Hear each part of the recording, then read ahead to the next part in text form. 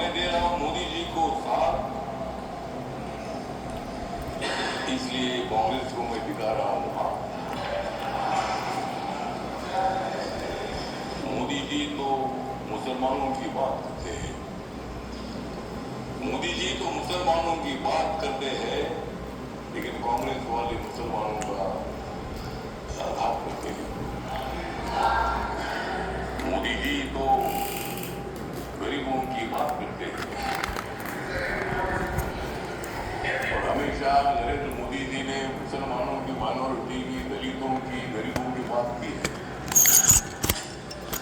अध्यक्ष महोदय, ये बिल जो है बिल बहुत ही सभी मुसलमानों को, मैक्सिमम मुसलमानों को, 90% मुसलमानों को न्याय देने वाला बिल है।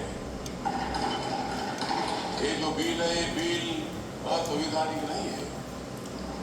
डॉक्टर बाबा साहब अम्बेडकर जी ने संविधान बनाया, उस पार्टी से मैं आता हूं। मेरी पार्टी RPI है, रिपब्लिकन पार्टी ऑफ इंडिया, और मेरी पार्टी मोदी साहब के साथ, एनडीए के साथ है। ये जो बिल है, बिल मुसलमानों पर आज तक अन्याय होता रहा। Congress party divide and rule की पॉलिसी करने का काम करती रही और मुसलमानों को, दलितों को न्याय नहीं मिलता था। आज मुझे लगता है कि जो ये बिल आया है, हमारे किरण रिजिजू जो ट्राइबल कम्युनिटी के बुद्धिस्ट है, माइनॉरिटी के हैं, और इसलिए मैं बताना चाहता हूं कि हम किसी को भी नहीं जाएंगे शरण, हम किसी को भी नहीं जाएगी शरण, क्योंकि माइनॉरिटी के मिनिस्टर है रिजिजू किरण।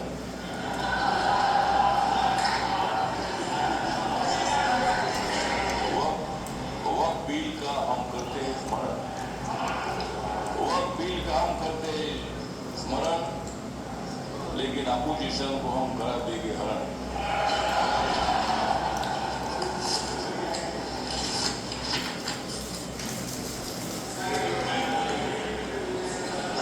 नरेंद्र मोदी जी है मुसलमानों के सच से वाली, नरेंद्र मोदी जी मुसलमानों के सच से वाली। खड़गे साहब बजाओ जोरदार ताली।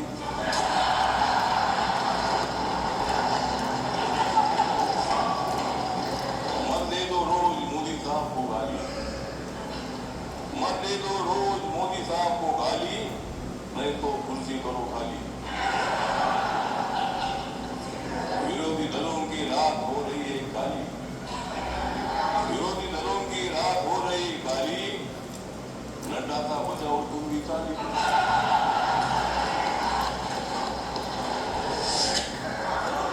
ये जो बिल है, ये बिल बहुत ही परिवर्तनवादी बिल है। ये बिल हिंदू, मुसलमान, सिख, ईसाई, बुद्धिस्ट लोगों को जोड़ने वाला एक बिल है। ये जो बिल है, ये बिल असंवैधानिक नहीं है। जिस तरह आप बता रहे हैं खड़गे साहब, संविधान बाबा साहब ने लिखा है, आप भी बाबा साहब के अनुयायी है, मैं भी अनुयायी हूँ।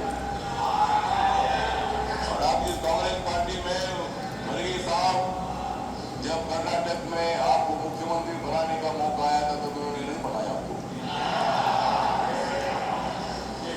और मुझे भी मंत्री बनाने का मौका आया तो आपने मंत्री नहीं बनाया, मैं इसलिए इधर आया।